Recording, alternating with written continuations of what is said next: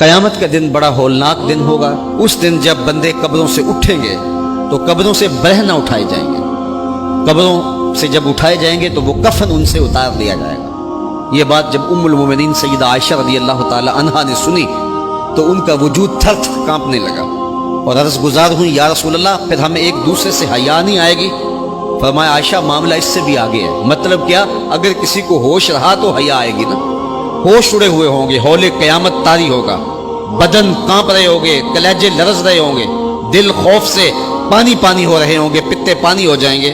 تو حشر کے میدان میں جب لوگ جائیں گے تو سب سے پہلا سوال جو رب لوگوں سے پوچھے گا وہ کیا ہوگا؟ صحیح حدیث میں آتا ہے ان اول ما یحاسب بہ العبد بصلاتہ، قیامت کے دن بندوں سے اللہ تعالیٰ سب سے پہلا سوال یہ پوچھے گا کہ کیا تم نے نماز پڑھی تھی؟ سب سے پہلا سوال یوم حشر میں قیامت کے دن نماز کے بارے میں۔ اور اللہ تعالیٰ جل شانہ قیامت کے دن لوگوں کو اپنے حضور سجدہ ریز ہونے کا حکم دے گا کہ آج مجھے سجدہ کرو۔ دنیا پر کوئی سجدہ کرتا ہے یا نہیں کرتا؟ قیامت کے دن تو چاہے گا کہ ابھی سجدہ ریز ہو جاؤں، بلکہ کافر بھی چاہیں گے کہ ہم بھی سجدہ ریز ہو جائیں۔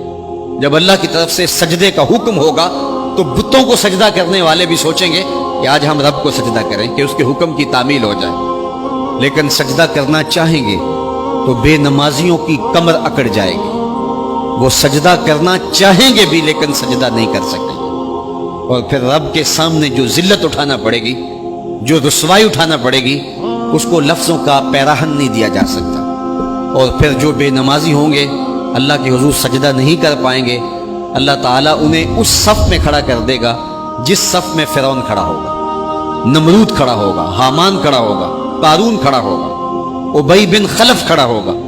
دشمنان خدا جس صف میں کھڑے ہوں گے بے نمازی کو اس صف میں کھڑا کر دیا جائے گا۔ میری لمبی تقریر نہیں، میں یہ آپ سے پوچھتا ہوں اور اپنے آپ سے پوچھتا ہوں، کیا ہم یہ گوارا کرتے ہیں کہ حشر کے دن ہمیں فرعون کے ساتھ کھڑا کر دیا جائے؟